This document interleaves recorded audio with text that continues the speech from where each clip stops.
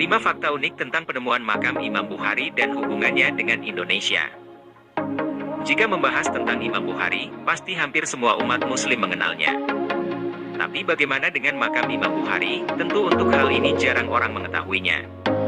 Tidak hanya itu, ada beberapa hal unik tentang penemuan makam perawi hadis terkenal tersebut dengan Presiden pertama Indonesia, Imam Bukhari. Sebelum membahas lebih lanjut tentang makam Imam Bukhari, ada baiknya jika membahas selintas tentang salah satu imam besar tersebut. Mempunyai nama lengkap Abu Abdillah Muhammad bin Ismail al-Bukhari, lahir di Bukhara pada 13 Syawal 194 H, 21 Juli 810, dan wafat di Hartang pada 256 H, 1 September 870. Lebih dikenal dengan nama Imam Bukhari, seorang ahli hadis yang terkenal bersama imam lainnya.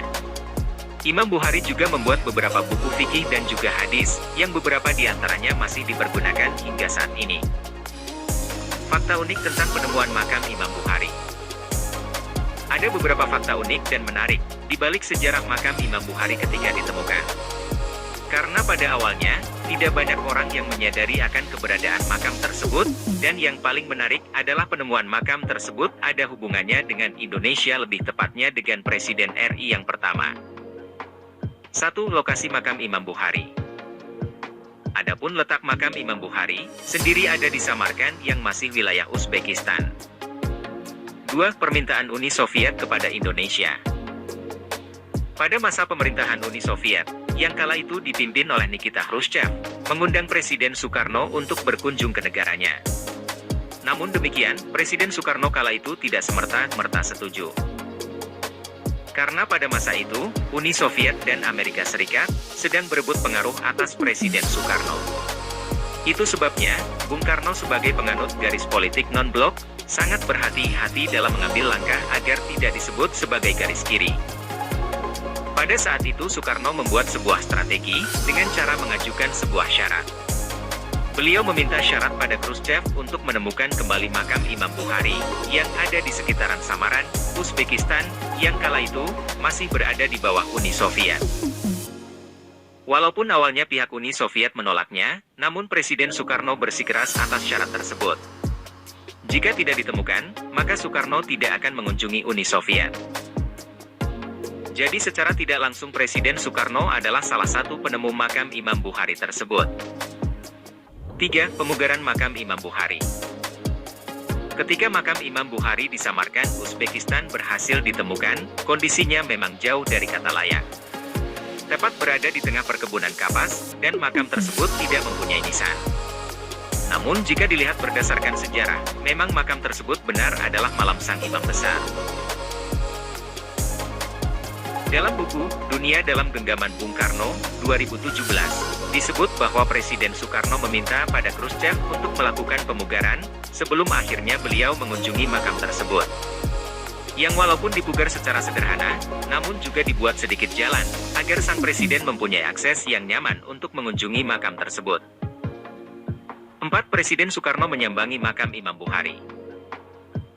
Dalam beberapa sumber menyebutkan bahwa Presiden Soekarno pernah mengunjungi tempat makam Imam Bukhari tersebut, tepatnya pada tahun 1956. Terlepas dari benar tidaknya kontroversi tentang Presiden RI mengunjungi makam Imam Bukhari.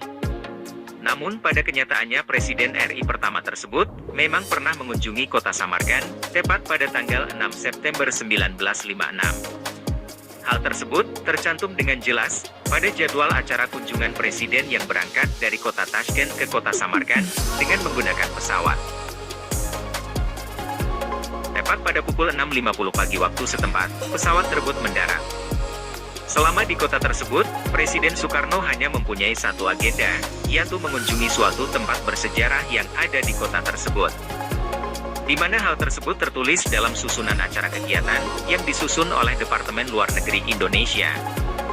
Namun tidak ada keterangan lebih rinci tentang tujuan dan lokasi kunjungan. Yang ada hanya jadwal kunjungan akan dilakukan selama 3 jam, dari pukul 7.30 hingga pukul 10.30. Selanjutnya Presiden akan meninggalkan kota Samarkand dan pergi ke kota Baku, Azerbaijan, dengan menggunakan pesawat. 5. Kontroversi. Walaupun sebenarnya penemuan makam Imam Al-Bukhari oleh Presiden Soekarno ini masih simpang siur, namun beberapa bukti memang memberikan indikasi bahwa Soekarno memang mempunyai andil dalam penemuan makam imam besar tersebut.